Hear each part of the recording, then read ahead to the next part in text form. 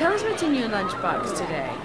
Some bananas and chips and sandwiches, cookies, and I like this. You eat Twinkies every day? Mm-hmm. Yeah.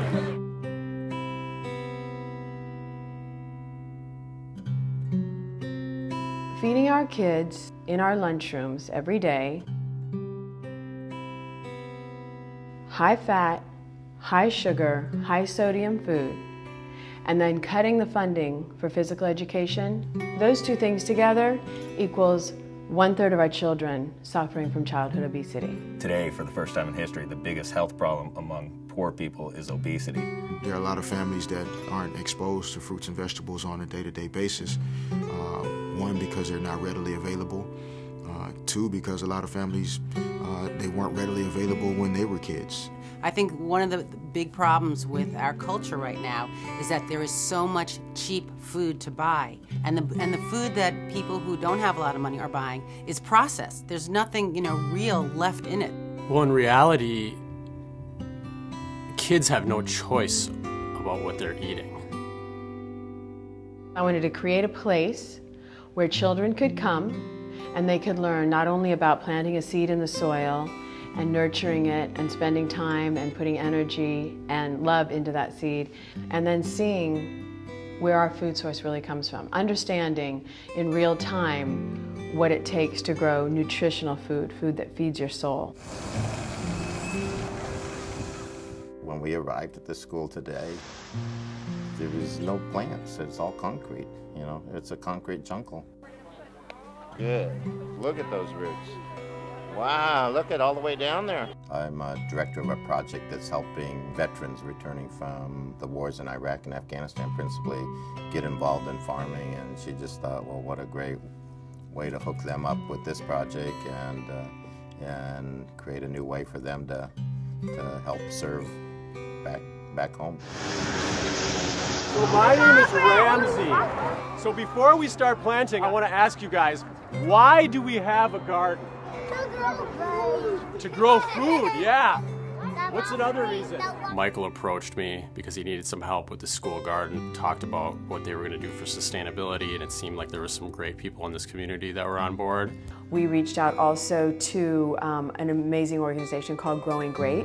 Growing Great is a school garden nutrition education organization that's dedicated to inspiring children and adults to adopt healthy eating habits.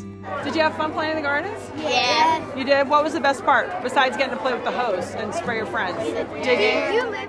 I live in Malibu and I'm friends with Kelly Meyer. I always say when you want to get stuff done, you get a group of the wives together sometimes and they do a lot of clacking and clucking, but we actually get ideas going and try to get them moving. Hey girls, what's your favorite thing to eat for lunch? I like hot dogs, and I love hot dogs too. We need to condition our children's taste buds. Right now, they don't know what real food tastes like. Healthy food does not mean boring food. Healthy food can be really, really yummy. When you can introduce where, vegetables and fruits come from to kids, especially at this age, this is such an important and influenced age. It is a flower. What kind of flower? Think about what's yellow that you put on your sandwiches. They're growing their own fruits and vegetables, they're harvesting their own fruits and vegetables, and then it goes straight to the cafeteria, which I think is absolutely brilliant. In this way, kids, when they go through the cafeteria line and they see a salad, they're gonna be like, that's the lettuce I grew. Farming's very physical, it's very visceral, service-oriented, and it's very transforming. But there were a lot of kids that actually enjoyed digging up the dirt and putting the trees actually in the ground. They were excited about that process. Come here, Kat. Okay, so my mom and dad are this size. Yes. And the reason I got like this is because I made good, healthy food choices and I moved around a lot. Derek Fisher, Toby, all them, they're not as big as me, okay? So I think we should take about 8 to 10 minutes. What do you guys think? We stand up. Gabby says, touch your toes. simplifying for good health and for strength. That means, okay, my arm's meant to do this and my leg's meant to do that, so we should be moving. We shouldn't be sitting on our butts all day watching TV and playing video games. And it's finding ways to make that fun, because it is work, otherwise no one's gonna wanna do it. Grow right, eat right, and move right together as a family. These are like tomatoes, these are tomatoes that we planted in these little cups and little yogurt cups. We purchased technology for the school, a smart board and laptop, so that our school and the school that we're helping can talk back and forth about what they're learning, their experience, what's working, what isn't working. And then when they pass it on to the next school, we connect them via Skype as well. So we're going to have relationships with all the schools across the country that are getting on the bandwagon and doing this for themselves. The whole idea of the Teaching Garden is to pay it forward. Fifth graders, on the back of your shirt it says what? Pay it forward. And your job is to now pick another school that you're going to help. Are you ready for that job? You know, when you learn something, you get to be a teacher. Because as soon as you learn something, you get to give it away. So I think it's so amazing that you guys, as students, are actually also teachers. One school reaching out to another school in need, and then tapping that school to pay it forward. Children can be some of the greatest teachers. Imagine yourself being a child and actually taking something that you've learned maybe home to your parents that they don't know how to do. Health is not just about looking good. After they have a garden lesson, then we go into our classroom nutrition lessons. What is this right here? Vegetables. Thank you. Education is key. By actually educating the parents, by educating the students, by educating the people in their environment is really critical to getting them to actually take on what this idea of healthy eating is all about.